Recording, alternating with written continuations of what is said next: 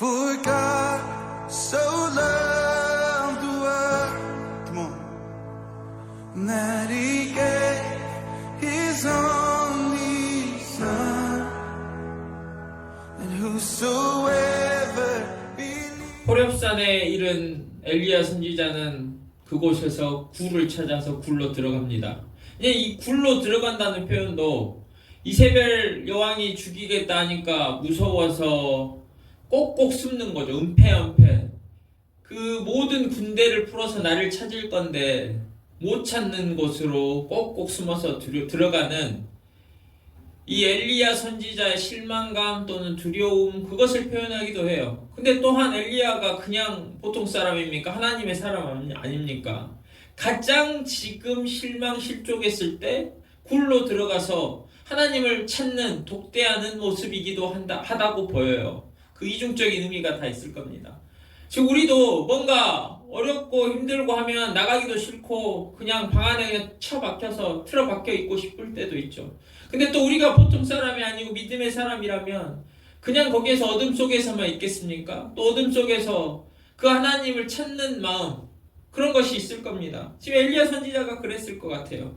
그 안에서 뭘 했을까? 처음에는 40일을 이렇게 걸려서 왔으니까 쉬기도 하고, 또 자신의 지금 처지를 생각하면 화도 나고 분통도 터지고 원망도 나오고, 그러다가 또 하나님 생각하면 또 기도하게 되고 그러고 있었을 겁니다. 갑자기 그 굴에 들어가 있을 때 어느 순간 갑자기 호련히, 이런 단어들이 중요합니다. 결국 하나님 그냥 놔두시지 않는 거예요. 갑자기 그 어떤 타이밍에 이르니까, 어느 순간에 이르니까 갑자기 호련히 그 하나님이 그냥 엘리야 선지자를 놔둔 게 아니라, 엘리야야 네가 어찌하여 여기 있느냐? 라고 물어보셔요. 너는 선지자로 내가 북이스라엘에 말씀을 전하라고 보냈는데 네가 어찌하여 이 굴에 있느냐? 하나님이 그 상황을 모르십니까? 왜 여기 있는지 모르십니까? 아시죠? 그러나 어찌하여 여기 있느냐? 너는 내가 부른 선지자 아니냐? 하는 마음으로 말씀하시는 거예요. 그러니까 오늘 이제 10절에 보면 이 엘리야 선지자가 하나님께 응답합니다. 그가 대답하되 내가 만군의 하나님 여호와께 열심히 유별하오니, 열심히 유별한다는 말은 영어로 말하면 devoted 됐다는 말인데 헌신했다는 뜻이에요.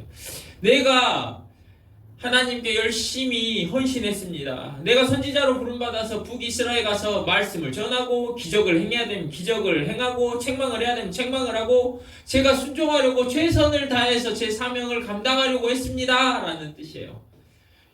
그러나 말씀을 들은 사람들이 말씀을 듣고 회개하고 또 돌이키고 변화받은 게 아니라 그들이 제 말을 듣기 싫어해요. 왕과 왕비는 저를 미워하고 저를 살해하고 죽이려고 해요. 그래서 제가 여기 도망쳤지 않습니까? 제가 선지자로 대접은커녕 존중은커녕 이제 제 목숨이 왔다 갔다 합니다. 이런 상황입니다. 하는 거예요. 그 다음에 좀 더 구체적으로 보면 이는 이스라엘 자손이 주의 언약을 버리고 라고 해요. 지금 네가 어찌하여 여기 있느냐 물어보니까 엘리야 선지자가 그거에 대한 이유를 하나하나 나열하는 거죠. 주의 백성이 주와의 언약을 버렸다는 거예요. 언약은 무엇입니까? 약속이죠. 약속은 신뢰와 믿음을 기반으로 합니다. 그러니까 하나님이 약속을 주셨으면 그 약속을 믿고 사는 거예요. 그 약속을 신뢰하고 사는 것이 백성의 일이에요. 하나님이 저에게 무슨 말씀을 하셨습니다. 그럼 그 말씀이 지금 현재 이루어졌든지 안 이루어졌든지와 관계없이 그 말씀, 그 약속의 말씀을 붙잡고 사는 거예요. 즉 믿고 신뢰하는 거. 근데 주의 언약을 버렸다는 말은 그 약속을 버렸단 말이에요. 즉 믿음을 버렸다는 뜻이에요. 신뢰를 버렸다는 거예요. 이스라엘 백성이 그 하나님의 말씀을 그냥 순종하지 않는다는 게 아니라 믿지 않는다는 거예요. 믿지 않게 됐고, 그리고 주의 제단을 헐며, 주의 제단을 헌다는 또 말은 무슨 뜻입니까? 주의 제단은 예배하는 곳이죠. 하나님을 예배하는 곳을 헐어버렸어요. 그러면 예배하는 곳을, 제단을 그냥 헐기만 합니까? 헌 곳에 무엇을 해요? 헌 곳에 우상의 제단을 세웠어요. 주의 제단을 헐고 우상의 제단을 세우면서 우상 숭배로 나아간 거예요. 그리고 칼로 주의 선지자들을 죽였으며며, 칼로 주의 선지자 하나님의 말씀을 전하는 사람들을 핍박하고 살해하고 그런다는 거예요. 그런 이유로 제가 여기 있습니다. 그래서 오직 나만 남았습니다. 이제 여기에서 엘리야 선지자가 느끼기에 가서 하나님 말씀을 전하고 열심히 했는데 결국엔 저만 남았어요. 저만. 얼마 전에 제가 갈멜산에서 하나님의 기적을 베풀었는데 결국엔 저만 남았는데 이스라엘 백성이 변했습니까? 변하지 않고 있어요. 아무 진전이 없어요. 하나님의 말씀을 저들이 헌신짝처럼 버렸어요. 그래서 제가 실망해서 이제 저만 남았는데 무슨 힘이 있습니까? 하고 여기 와 있습니다 라고 이유를 말한 거예요. 엘리야 선지자가 이처럼 왜 자신이 여기에 있는지, 왜 실망하고 실족했는지 여호와께 이유를 조목조목 이야기를 했어요. 그래서 저만 남았습니다. 그랬더니 11절과 12절에 하나님께서 하나님의 능력을 보여주세요. 무엇으로? 첫 번째, 강한 바람이 붑니다. 근데 이 강한 바람이 얼마나 강했던지 산을 가르고 바위를 부쉈다고 해요. 초속 100km의 강풍이 불었나 보죠. 그러면 산이 얼마나 깡깡한데 바람 때문에 산이 막 갈라지는 것 같고, 그리고 바위가 막 떨어져 나가면서 부서졌어요. 그런데 뭐라고 묘사하냐면 그 강한 바람 가운데 하나님이 보이지 않았더라고 합니다. 그리고 나서는 이번엔 지진이 있었어요. 그 산이 막 땅바닥부터 꼭대기까지 막 이렇게 좌우로 막 우르릉 우르릉 막 소리를 내면서 막 갈라지든지 하면서 지진이 일어나며 요동을 쳤단 말이에요. 그러면서도 그 엄청난 호렙산을 움직이는 그 지진 가운데서도 하나님은 보이지 않았더라고 이야기합니다. 마지막으로는 불이 보입니다. 불이 얼마나 강했던지 그 불 가운데에서도 제가 봤을 때는 이 불이 그냥 산을 활활 태우는 불이 아니라 그 산에서 이렇게 막 움직이는 휩쓰는 불이었을 것 같아요. 이 뭔가 움직임에 더 강력한 파워가 들어가잖아요. 이 어떤 강한 불이, 엄청나게 뜨거운 불이 막 산 꼭대기부터 막 이렇게 막 움직이는 모습을 보였을 거예요. 근데 거기에서도 하나님이 보이지 않더라라고 성경이 기록하고 있습니다. 지금 엘리야 선지자가 실족해 있는데 엘리야 선지자 앞에 하나님께서 내가 어떤 하나님이냐 하면서 강한 바람과 지진과 불을 보여주세요. 이 강한 바람, 지진, 불은 무엇을 나타내겠습니까? 당연히 여호와의 능력이죠. 하나님의 능력을 표방하죠. 내가 능력이 없느냐? 봐라. 인간이 그 지진과 불과 강한 바람 앞에서 얼마나 속수무책입니까? 그 옛날에는 얼마나 더 그랬겠어요. 그 거대한 자연현상을 통해서 하나님의 능력을 딱 보여줘요. 인간이 아무것도 아니죠. 그 앞에서. 근데 그곳에서 그 강력한 하나님의 능력이 나타나는 곳에서는 하나님이 보이지 않았는데 그 불 다음에 미세한 소리, 영어로는 gentle whisper라고 하는 조용한 부드러운 속삭임이 있습니다.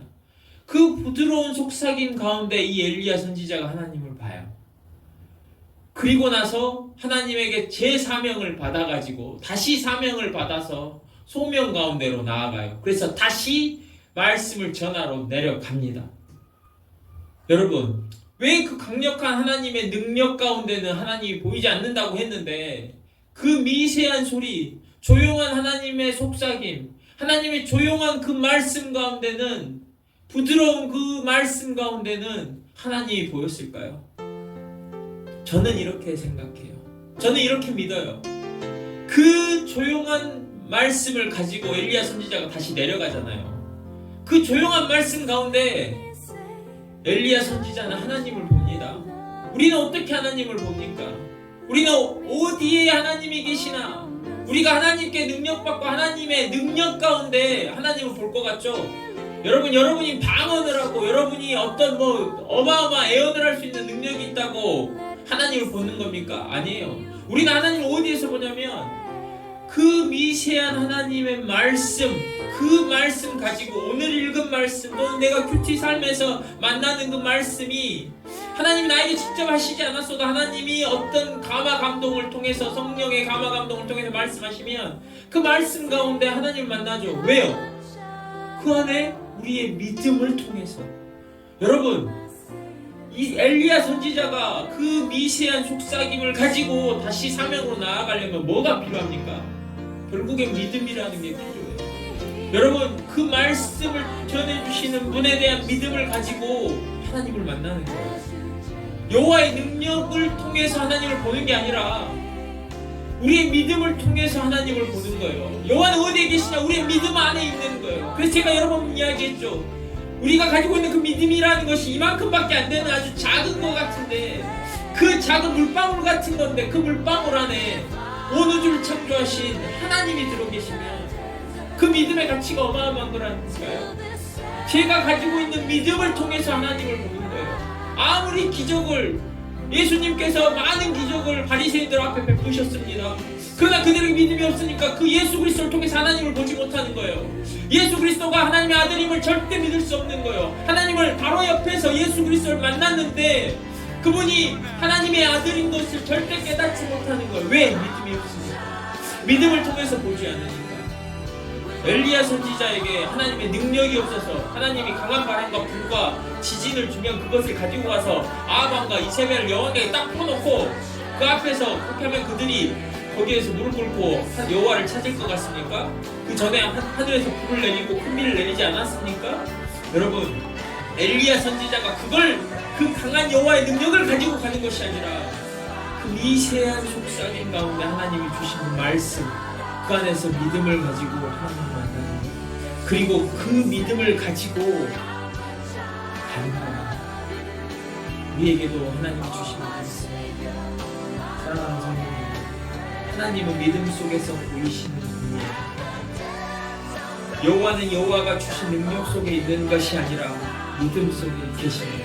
여러분의 믿음 속에, 저의 믿음 속에 그 하나님이 계세요. 그 하나님을 믿음을 통해서 찾으십시오.